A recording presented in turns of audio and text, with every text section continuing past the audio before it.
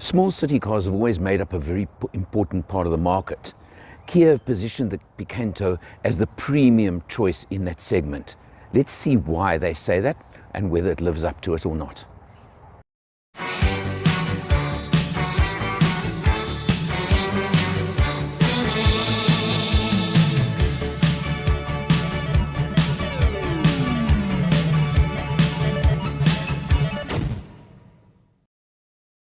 Savvy investing is best left to the experts. And when it comes to offshore investing, it's even more important to talk to an expert.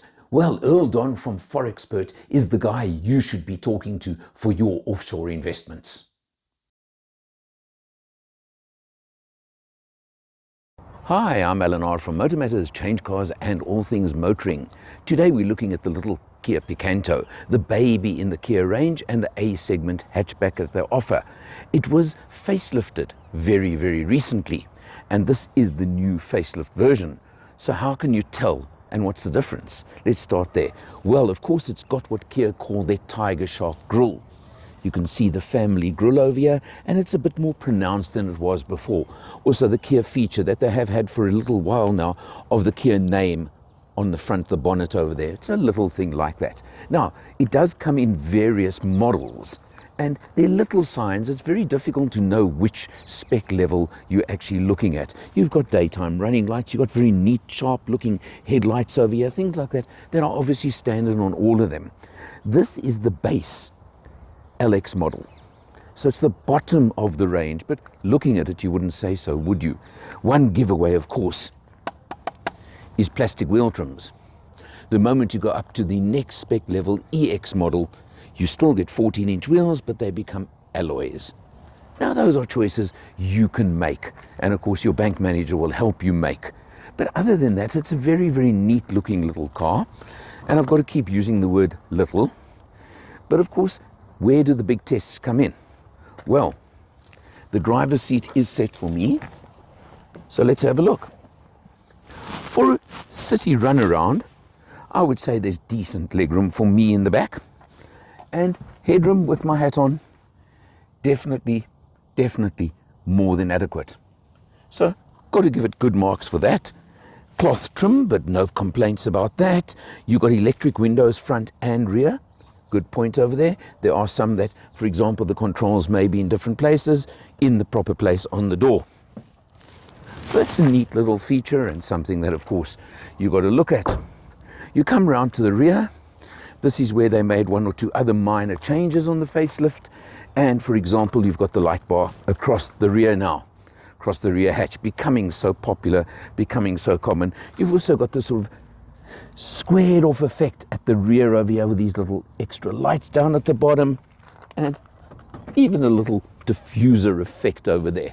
I use the word effect. Let's pop open the rear hatch. Ooh, are we going to do the Allen test or are we not going to do the Allen test? It's quite deep. You do get an extra board that fits in over here to give you a hideaway section at the bottom. So if you want to just, of course, put your laptop or something, and you've got a space saver spare wheel down there. The vote is the Allen test must be done on every car. So let's see what we can do. This is not going to be easy. I'll tell you now, this is about a 2/3 Allen boot. I can't even really get in there comfortably without really contorting myself. I'm going to vote it as a 2/3 Allen boot. But of course, don't forget, the rear seat does split 50-50. You can drop the rear seat and create a lot more load space as a 2 or 3 seater. Up to you. Now, you get 2 engine choices in the Picanto. You get the base model with a 1-litre 3-cylinder, or you get the EX and EX Plus models that give you a 1.2-litre 4-cylinder engine. This one puts out 49 kilowatts, 95 newton meters of torque. You go up to 61 kilowatts and 115 in the 1.2-litre version. So that's quite a big difference between the two. And that's something I would keep in mind. 5-speed manual or 4-speed auto, those are the choices, obviously driving the front wheels. And I must say, this is a manual. It is actually peppier than I expected it to be. Can I put it that way? So it was quite surprising and quite pleasantly surprising on the road. But you'll see us out on a road trip in a few moments in the video. Let's see what it gives you inside. Like every test car, even if it is a little city car, essentially, we've still got to bring a car like this Kia Picanto out on the open road. So guess what? Hearties, here we come, or here we have been. We're on our way back again through the twisties, as I call them. And I must tell you that they position this as a premium A segment.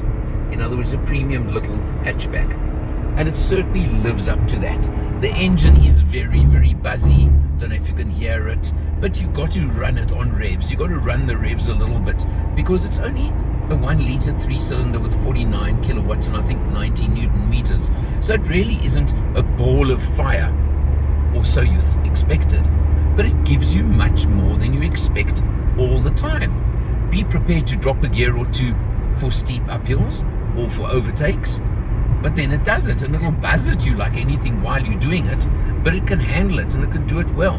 It's well equipped. This is the base model as well, just remember that as well. It is the Alex model, so it is the cheapest in the range, but still got good aircon. It's got a touch screen.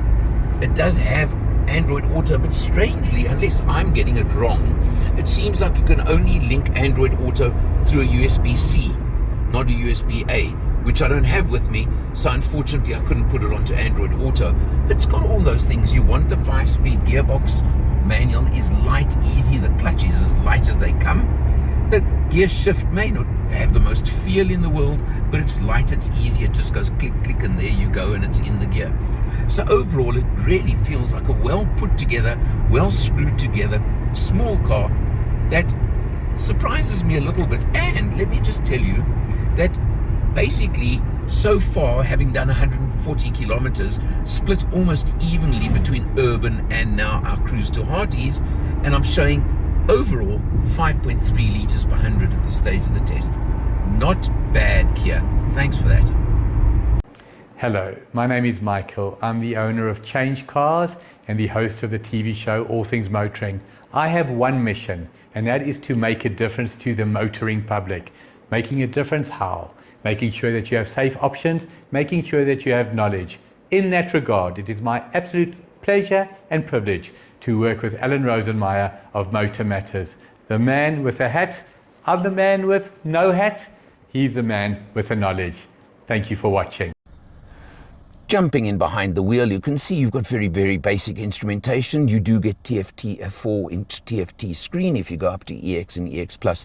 Those are the kind of differences you're going to look at. But I want you to look at the figures there, because they're the most important.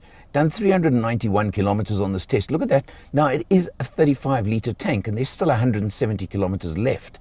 So you've got a 550-odd kilometer range on a tank. Not bad. But look at that. 5.2 liters per 100 overall. I'm impressed. I think that's really, really good. And I think I'm very happy with a number like that. Your headlights are manual, your wipers are manual, but those are all things you expect. But look, you do get, of course, buttons on the steering wheel so you can show what you want. And of course, your controls on the side of the wheel for various items. So it's got a lot of little touches that you may not expect from the base model. Moving across the center, of course, you've got your nice screen over here. It's basic, but it gives you what you want, and I think that's all you can ask for. You've got your different menus, etc., etc. Something I found very interesting is just drop down over here quickly. You've got a 12 volt, you've got a USB-A and a USB-C. But unless I couldn't get it right, I use a USB-A still, and I could not get Android Auto to work with a USB-A. I think you can only use a USB-C for it, which is a bit of a pain, I must be honest. But on the other side, when I just connected it via Bluetooth, my phone worked perfectly, so let's not complain too much. You've got your aircon controls over here, manual air conditioning. Works very well, no complaints about that. And what is nice is you've got a little spot over there where you can put your phone, or over there. No inductive charging, but really what you want and what you expect. But at least you've got those, and those are really, really nice to have. Your 5-speed manual gearbox, nice short stubby gear shift. It's a bit mechanical in its feel. You click, click, click. But it does a job. And I've got to say, on the road, the clutch is light. The gear shift is light. Everything is really light about it. Now, The differences between LX and EX, for example, and I had a good look, I mentioned on the outside is the alloy wheels, but something else besides the extra power that you get on the EX model is you get an ESP, which is the electronic stability program, and you also get a hill start assist, which you don't get on the LX model. Now that's interesting to me, that those are left off this version. And that would help me make a decision, because what I can tell you about the Picanto is it feels solid. It feels very, very solid on the road. It feels very comfortable. It holds the road well. The performance is peppier than I expected. Although it's a little car with a little engine, I had no qualms about taking it out to Hearties through the twisties on the country trip. I had no qualms about running it on the freeway. Yes, you use the gearbox. You hit a hill or you want to overtake, you even drop down from 5th to 3rd if you need to. But you know what? It's easy. It's no big deal. It really isn't, as far as I'm concerned. It's no issue. But my question has to be, at 49 kilowatts and 95 Newton meters for the 1 liter, or 62 and 122 for the 1.2 liter, plus you get those safety features and alloy wheels, for a difference of 24,000 Rand. Now that's something to think about. Because, let me give you the price. This one as it is here now, 261,000 Rand and 285 for a 1.2 EX manual. Lot more power, and as I say, a couple of extra features, particularly those safety features that are always important to me. Now, yes, your bank manager is the guy who's going to talk and argue and tell you what you want, what you can and can't do. Just under 10% difference. So it's a good question mark. On the other hand, if you're looking for a city car and you want a premium model, because there are others in this A segment, little hatchback category, but this one is, and it lives up to, I asked that question in the beginning of the video, is it a premium and does it live up to it? Yes, it does. Behind the wheel, the feel, the general overall quality of where I'm sitting, etc., lives up to it. I'm happy. I would personally pay the extra 24,000 Rand though. But that's up to you. But go and check it out, and obviously go and drive the competitors, because then you'll know for yourself where exactly you stand and what you should buy for yourself. For MotorMatters, Change Cars, and all things motoring, I'm Eleanor, and I'll see you next time.